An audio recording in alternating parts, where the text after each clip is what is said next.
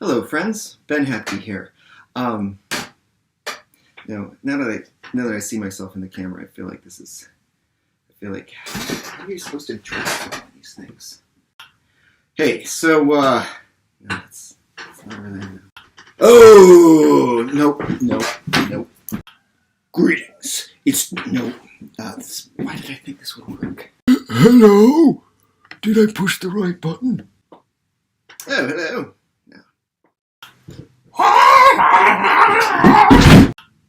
There we go. That's so much better. Hi. My name is Ben Hatke. Welcome to my little studio where I make picture books and comics and all kinds of other stories.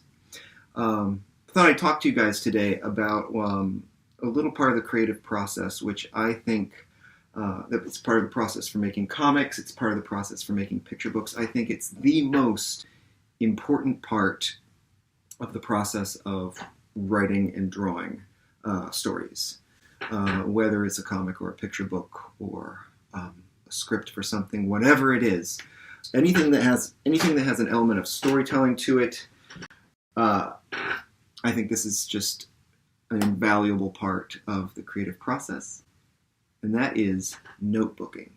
The idea of keeping a sketchbook and the idea of having a good philosophy of sketchbooking and notebooking. I think of the sketchbook and the notebook as simply a place, like a basket. It's something to catch ideas as they fall out of your head. You might think about your story or some project you're working on, and you might say, I've got it. I've got it all planned out in my head. It's going to be amazing.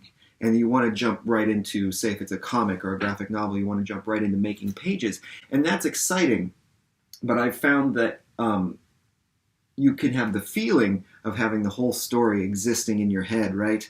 And then when it comes to making pages, it's too much. It's too much to keep in your head all at once. And you can't, it takes some time to develop an idea and to take that whole shape of it and put it in some smaller form. That it isn't immediately jumping into making pages. When I think about notebooks and sketchbooks, I often find myself thinking of one of my greatest, probably the greatest artistic hero of mine, and that is this guy right here, Leonardo da Vinci.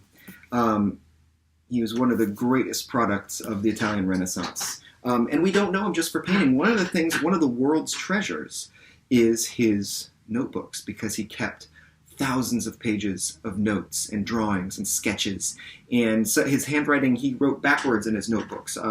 Nobody's quite sure why, whether it was a code or whether it was just his way of writing, but the point is the notes made sense to him, and that's what was important. And he was curious about everything. His notes range from weird faces of people that he saw on the street to drawings of birds and fanciful designs for contraptions that he invented, and he just, like, it was a space for him to have boundless curiosity and, as I said, catch ideas as they fall out of his brain.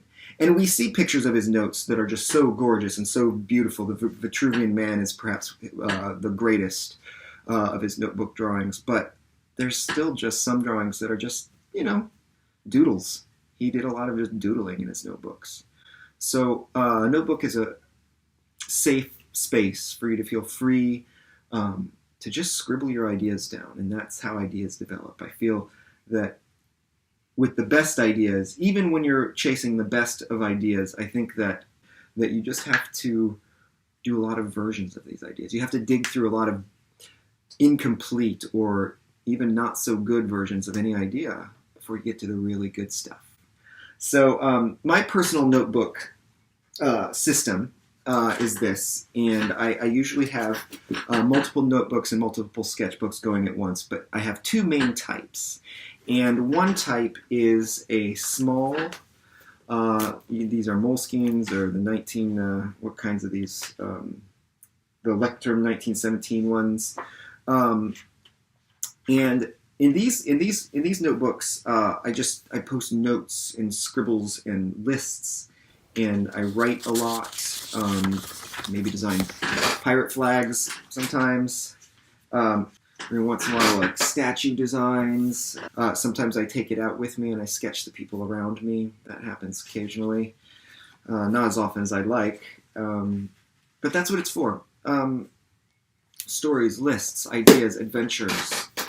And then simultaneously with that, I also keep a larger notebook, and sometimes these are project specific. Like this one says projects October 19 to June 2020. Most of what was in here is the third Julia's House book, which incidentally is why I'm wearing my pink chucks, because that's what Julia wears. And this is much more visual. So the notebook tends to be writing and scribbles and things like this. This tends to be visual development for any particular project, moments in a story, and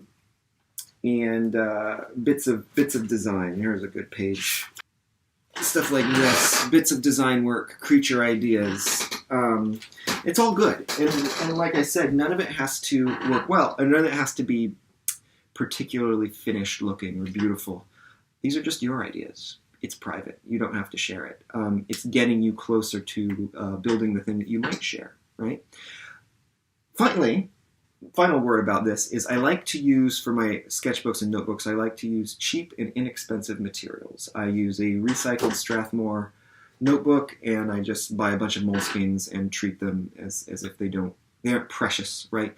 I do, from time to time, I always feel like I get suckered. I occasionally buy fancy sketchbooks and fancy little journals because they're beautiful and I love them. But the problem with these, for me, is that I always feel like if the book itself is so beautiful, I feel like every drawing has to be beautiful or perfect. And I find I draw less. I find like I treat them a little more preciously. And I don't think that's good for journals. I think for journals and sketchbooks, I think,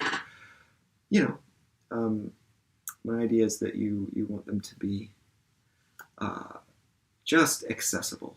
Like if this drawing doesn't turn out, just move on to the next page. Just burn through those pages and don't feel like, just burn through those pages. Anyway, that's my little ramble about notes and sketchbooks.